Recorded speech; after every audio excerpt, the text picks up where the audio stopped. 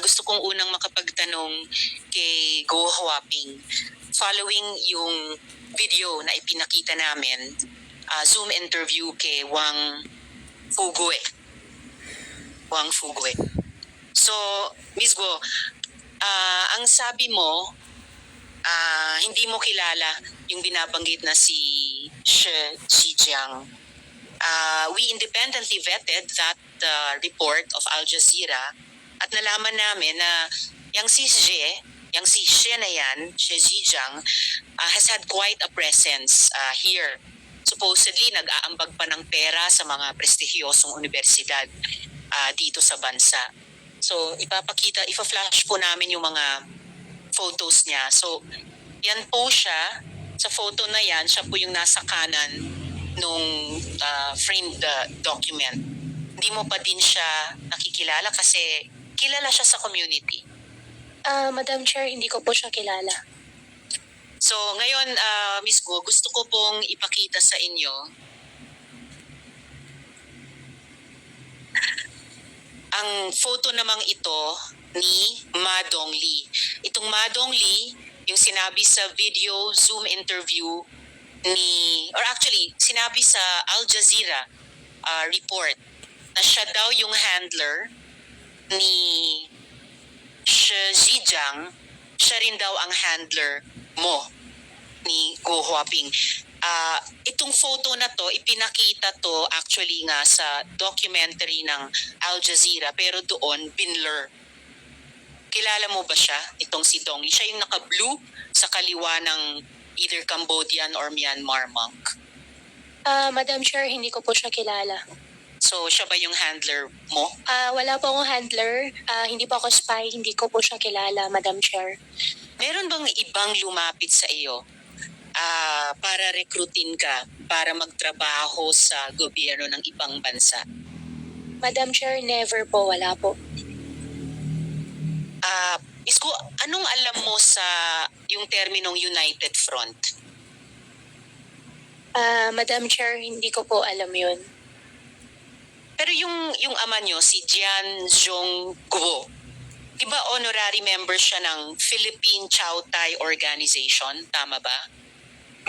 Madam Chair, yung Chow Tai Organization po, yan po yung pangalan po ng barangay po nila. Pangalan ng barangay nila saan? Opo, sa China po. Saan sa China? Fujian, China. Yung Chow Tai po, yan po yung mismong barangay po. Okay. Pero meron ding organisasyon na Philippine Chow Tai Organization, di ba? Yung Philippine Chow Tai Organization po, ang ibig sabihin po noon, Madam Chair, lahat po ng galing po dun sa barangay na yon ay nagkaroon po sila ng organization po na parang pangsama-sama po nila dito, association po nila dito sa atin po. So, merong ganitong klaseng association dito sa Pilipinas, Philippine Chow Tai Organization. Opo, Madam Chair, yung Chow Tai po, yan po yung pangalan po mismo ng barangay po nila. At di ba honorary member si ama mo, si Jian Zhongguo, honorary member nitong Philippine Chow Tai Organization? Madam Chair, doon sa position po hindi po ako sure, pero doon sa Chow Tai Association po, meron po talaga dito sa Pilipinas. At miyembro yung ama nyo dahil taga Chow Tai siya? Opo, basta pagka taga doon po sa barangay po na yun. So members siya, si ama mo? Tingin ko po member po siya. Member siya. Sa pagkaalam namin, honorary member. At tama ba na itong Philippine Chow Tai Organization ay kinikilala bilang isang United Front Organization? Madam Chair, hindi ko po alam. Alright. Yes, SP Pro Tempore. Madam Alice, spy ka ba talaga? Sen, hindi po ako spy. Hindi po ako spiya po. Bakit nasabi ni Shi Zhejiang yung nirecord niya sa Al Jazeera?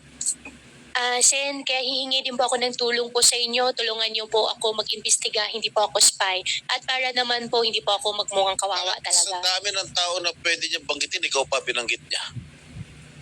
Tingin ko po, baka gusto lang din po niya ng media mileage ko po ngayon kasi sobrang taas po ng media mileage ko po ngayon. Possible po. Ibig sabihin, ginamit ka lang nitong si Shi Zhejiang? Para sa akin po kasi hindi ko po siya kilala. Wala pa walang sunog. kaya nga, inulit ko, bakit sa dami-dami ng tao, ikaw ang pinili niya na sabihin ikaw ay isang spiya? Sen, tingin ko po, dalawa lang po yan. Para sa akin po, kailangan po niya siguro ng media mileage po ngayon. Baka meron po siya ibang motibo po. Pero ako po, hindi po ako spy at hindi ko po siya kilala. Sa tingin mo, ano motibo niya para banggitin ang pangalan mo na isa kang spiya? Sen, maganda rin po yung narinig ko po kanina kay Madam Chair na through our government agency po, sana po ma-invite po natin siya kahit through Zoom meeting lang din po para malaman din po natin kasi hindi po ako spy at hindi ko po talaga siya kilala. Madam Chair, I will just reserve my line of questioning later.